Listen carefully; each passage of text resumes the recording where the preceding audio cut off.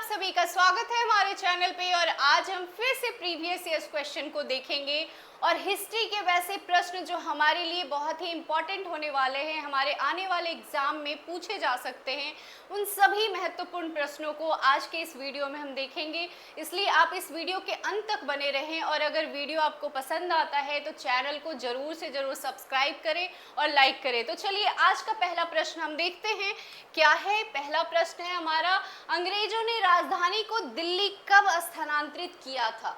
अंग्रेजों ने राजधानी को दिल्ली कब स्थानांतरित किया था? उस समय दिल्ली से पहले राजधानी कलकत्ता हुआ करती थी और कलकत्ता से दिल्ली कब शिफ्ट हुआ था? When did Britishers shifted the capital to Delhi?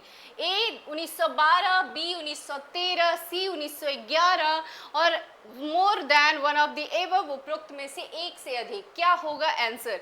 Answer है ए 1912। 1911 में दिल्ली दरबार के समय ये घोषणा की गई थी कि राजधानी को दिल्ली शिफ्ट किया जाएगा। तो इसके एक्सप्लेनेशन में हम देखेंगे कि अंग्रेजों द्वारा वर्ष 1911 में दिल्ली दरबार का आयोजन जॉर्ज पंचम और क्वीन मैरी के स्वागत में किया गया था।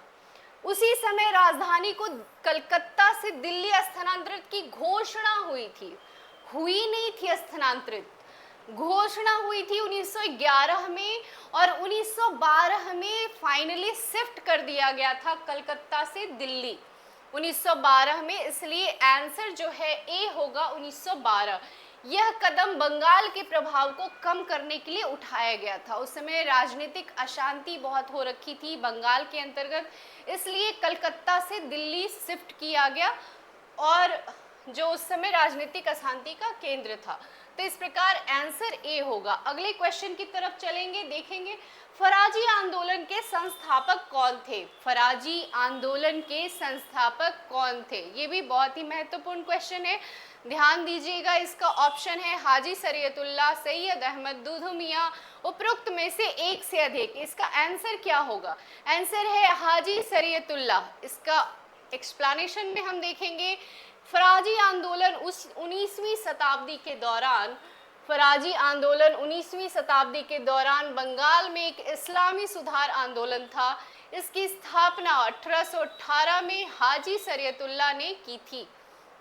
इसका उद्देश्य गैर इस्लामी प्रथाओं को समाप्त करके इस्लाम को शुद्ध करना और धार्मिक कर्तव्यों के पालन पर जोर देना था। ठीक है, अब अगले क्वेश्चन की तरफ हम चलेंगे। मलिक काफूर को 1000 दिनारी के नाम से भी जाना जाता है, इसे किसने खरीदा था?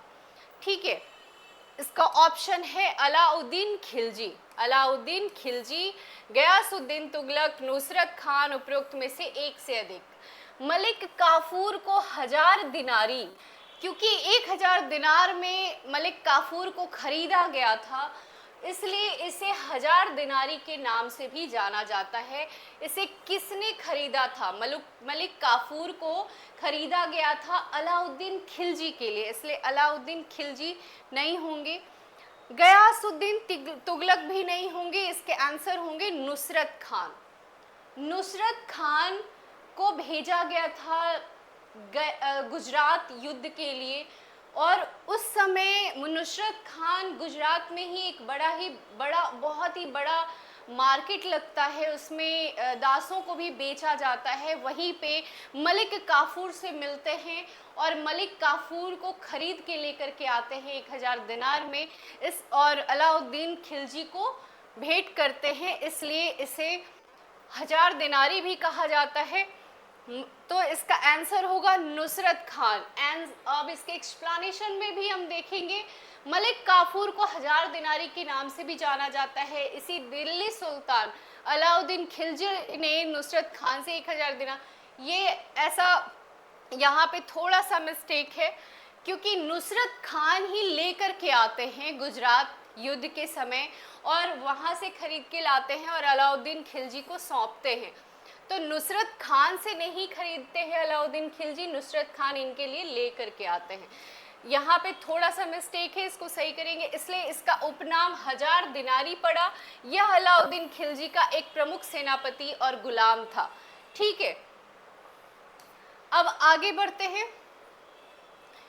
Question number 4, new LAMPS for the old किसने लिखा है?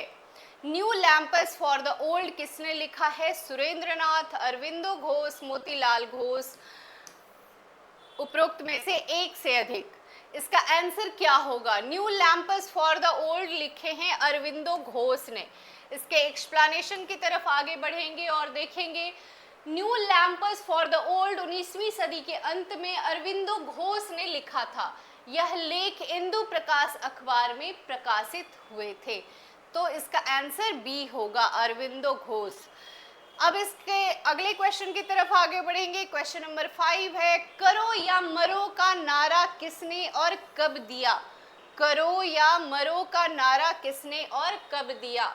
सुभाष चंद्र बोस ने भारत छोड़ो आंदोलन के दौरान, ए, यहाँ पे ए होगा। बी, जवाहरलाल नेहरू ने असहयोग आंदोलन के दौरान। Gandhi ji during quit India movement, Gandhi ji ने भारत छोड़ो आंदोलन के दौरान। उपयुक्त में से कोई नहीं, सॉरी, उपयुक्त में से एक से अधिक। क्या आंसर होगा? आप बताइए, करो या मरो का नारा किसने और कब दिया? सुभाष चंद्र बोस ने भारत छोड़ो आंदोलन के दौरान, जवाहरलाल नेहरू ने, या गांधी जी ने? तो इसका आंसर हो जाएगा गांधी जी ने भारत छोड़ो आंदोलन के दौरान करो या मरो का नारा दिया था। अब इसके एक्सप्लेनेशन में हम चलेंगे, देखेंगे करो या मरो का नारा महात्मा गांधी ने 1942 में भारत छोड़ो आंदोलन के दौरान, यह आंदोलन 8 अगस्त 1942 को अखिल भारतीय 8 अगस्त 1942 को अखिल भारतीय कांग्रेस कमेटी के बॉम्बे अधिवेशन में शुरू किया था। ध्यान रखिएगा, ये भी क्वेश्चन पूछा जाएगा कि कब हुआ था। तो 8 अगस्त 1942 ध्यान रखना है। करो या मरो का नारा महात्मा गांधी ने भारत छोड़ो आंदोलन के दौरान दिया था। अगले क्वेश्चन की तरफ आगे बढ़ेंगे। अगला क्वेश्चन है आपके लिए, बिहार में प्रकाशित प्रथम हिंदी दैनिक समाचार पत्र था। क्या हो सकता है? इसका ऑप्शन है क्षत्रिय समाचार, उद्योग, सर्वहितैषी, चैतन्य चंद्रिका। क्वेश्चन है, बिहार में प्रकाशित प्रथम हिंदी दैनिक समाचार पत्र था क्षत्रिय समाचार, उद्योग, सर्वहितैषी, चैतन्य चंद्रिका। तो इसका आंसर है सर्वहितैषी। एक्सप्लेनेशन की तरफ हम आगे बढ़ेंगे, देखेंगे। इसका एक्सप्लेनेशन है, बिहार में प्रकाशित प्रथम हिंदी दैनिक समाचार पत्र सर्वहितैषी था। बिहार में प्रकाशित, ध्यान रखना है, भारत के लिए नहीं पूछा जा रहा है। बिहार में प्रकाशित प्रथम हिंदी दैनिक समाचार पत्र सर्वहितैषी था। इसे 1974 में शुरू किया गया था। इसने क्षेत्र में हिंदी पत्रकारिता को बढ़ावा देने में महत्वपूर्ण भूमिका निभाई थी। ठीक है, अगले क्वेश्चन की तरफ आगे बढ़ेंगे, देखेंगे। अगला क्वेश्चन है, मुस्लिम लीग ने प्रत्यक्ष कार्यवाही दिवस कब मनाया? मुस्लिम लीग ने प्रत्यक्ष कार्यवाही दिवस कब मनाया? ऑप्शन है 14 अगस्त 1946, 15 अगस्त 1947, 16 अगस्त 1946, उपरोक्त में से एक से अधिक। तो क्या आंसर होगा? 14 अगस्त 1946, 15 अगस्त 1947, 16 अगस्त 1946। कब हुआ था मुस्लिम लीग ने प्रत्यक्ष कार्यवाही दिवस, कब मनाया था? तो इसका आंसर है 16 अगस्त 1946 को मुस्लिम लीग ने प्रत्यक्ष कार्यवाही दिवस मनाया था। इसका आंसर है 16 अगस्त 1946।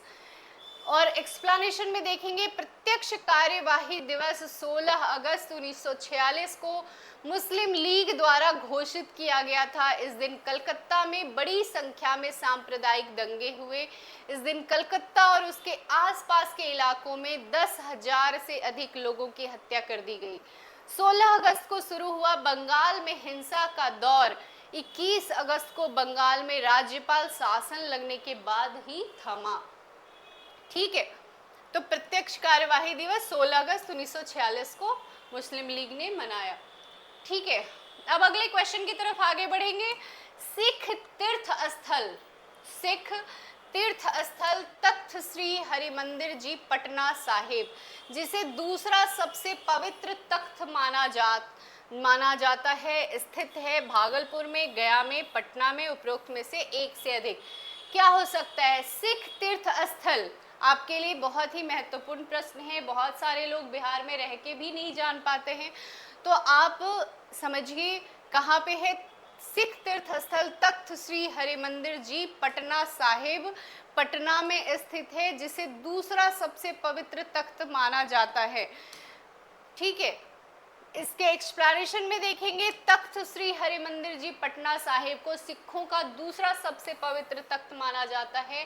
श्री गुरु गोविंद सिंह जी महाराज के जन्म स्थान के रूप में प्रतिष्ठित यह सिखों की लौकिक सत्ता की 5 सीटों में से एक है और इसे 3 सिख गुरुओं द्वारा पवित्र किया गया है। ठीक है, तो आंसर सी होगा। अब अगले क्वेश्चन की तरफ आगे बढ़ेंगे। निम्नलिखित में किस महान शासक ने प्राचीन बिहार में हर्यक वंश की स्थापना की? बिंबिसार ने, बृहद्रथ ने, अजातशत्रु ने, उपरोक्त में से एक से अधिक। यहाँ पे अजातशत्रु नहीं, अजातशत्रु होगा।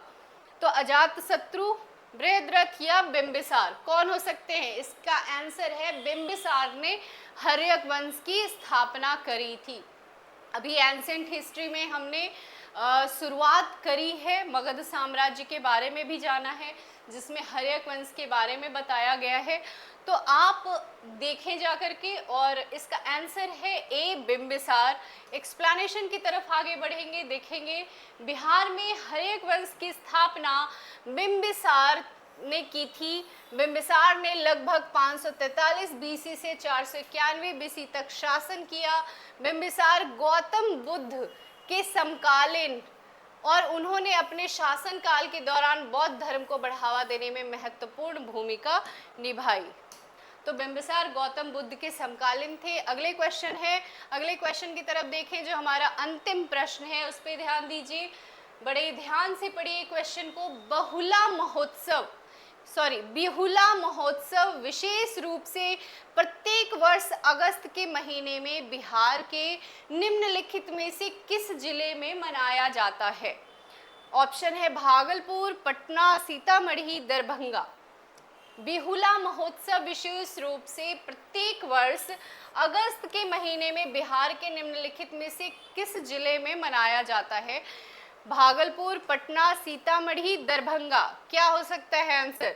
इसका आंसर है भागलपुर। भागलपुर में बिहुला महोत्सव विशेष रूप से अगस्त के महीने में मनाया जाता है। ये बिहार के भागलपुर जिले में अवस्थित मनाया जाता है। तो बिहुला महोत्सव बिहार के भागलपुर जिले में मनाया जाने वाला एक प्रमुख त्योहार है। यह त्योहार वर्ष के अगस्त माह में मनाया जाता है। इस त्योहार को बिहुला विषहारी महोत्सव के नाम से भी जाना जाता है। यह त्योहार अंग प्रदेश की संस्कृति, इतिहास और परंपरा का अहम हिस्सा है। तो इस प्रकार से हमने सारे प्रश्न को देखे, लगभग 10 प्रश्नों को हमने देखा, जो बहुत ही महत्वपूर्ण प्रश्न हैं आपके लिए, और इससे रिलेटेड जो फैक्ट्स थे उसे भी हमने साथ में देखते चला। तो एक्सप्लेनेशन के साथ जो हम वीडियो आपके लिए लेकर के आते हैं वो बहुत ही महत्वपूर्ण होता है, जो आपको थोड़ा सा कॉन्सेप्ट भी बताते चलता है। तो रटने से अच्छा है थोड़ा समझिए, कुछ कहानी के तौर पे समझने से आपके दिमाग में बैठ जाता है, इसलिए ध्यान से पढ़ें। और अब बस वन लाइनर क्वेश्चन नहीं पूछे जाते हैं, बहुत ही तथ्यात्मक रूप से कथन के रूप में क्वेश्चन भी पूछे जाते हैं। तो थोड़ा सा कॉन्सेप्ट को भी बिल्ड करते चलिए और ध्यान देते चलिए। हर एक क्वेश्चन बड़ा ही इम्पॉर्टेंट है। नेगेटिव मार्किंग आ चुका है, तो एग्ज़ाम में ध्यान से आप आंसर करना है, अच्छा स्कोर करना है, तो डेली प्रैक्टिस करते रहिए। प्रैक्टिस सीरीज को ज्वाइन कीजिए, जितना ज़्यादा टेस्ट करिए। तो इस प्रकार अगर ये वीडियो आपको पसंद आता है तो चैनल को लाइक करें, सब्सक्राइब करें। धन्यवाद।